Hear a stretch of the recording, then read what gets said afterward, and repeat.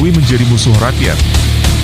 Oleh M. Rizal Fadila, pemerhati politik dan kebangsaan. Berulang kali aksi unjuk rasa buruh dan dokter menentang Omnibus Law Tenaga Kerja dan Kesehatan.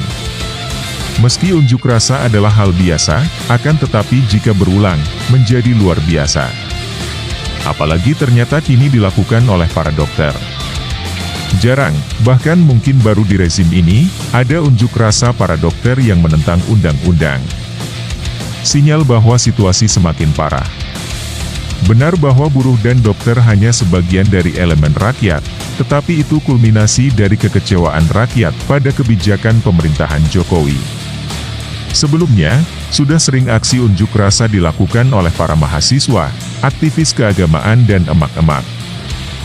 Jokowi dirasakan mulai menjadi musuh rakyat.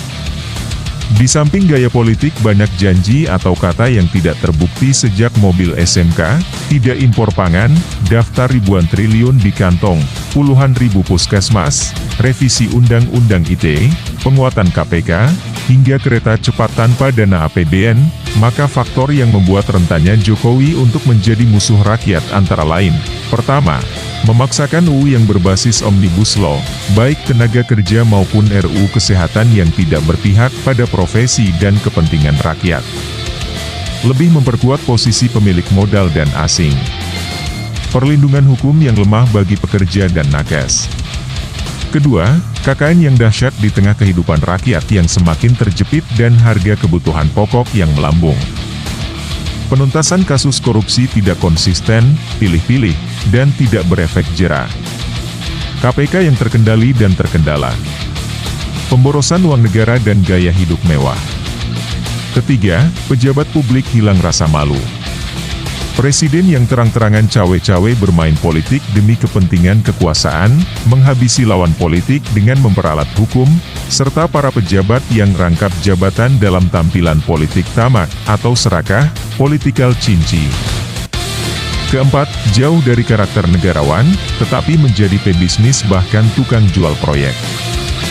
Bagaimana IKN sudah diobral dengan hak tanah hingga 160 tahun, buka pintu warga Singapura lompat kapal untuk membeli ruang pemukiman dan bisnis, serta aset negara seperti bandara maupun jalan tol yang dijual-jual. Kelima, mengubah demokrasi menjadi oligarki. Kedaulatan rakyat digerus dan dihabisi. Oligarki bisnis yang menguasai negeri berkolaborasi dengan oligarki politik. Termasuk peran berlebihan partai politik. Konsepsi dan kebijakan demokratik policing mendukung proses penggerusan demokrasi. Atas dasar itu, maka wajar jika rakyat melihat Jokowi sebagai pemimpin negara yang tidak bersahabat pada rakyat. Rakyat pun wajar pula untuk tidak peduli dan tidak bersahabat kepada Jokowi. Sederhananya, Jokowi menjadi musuh rakyat. Prediksi ke depan, akan semakin keras teriakan agar Jokowi mundur dari jabatan sebagai presiden, atau masif gelombang desakan kepada DPR dan MPR untuk memproses pemakzulan presiden. Terlalu lama rakyat tidak dihargai akan hak-hak dan kepemilikan atas kedaulatannya. Konstitusi yang diabaikan, bahkan diinjak-injak.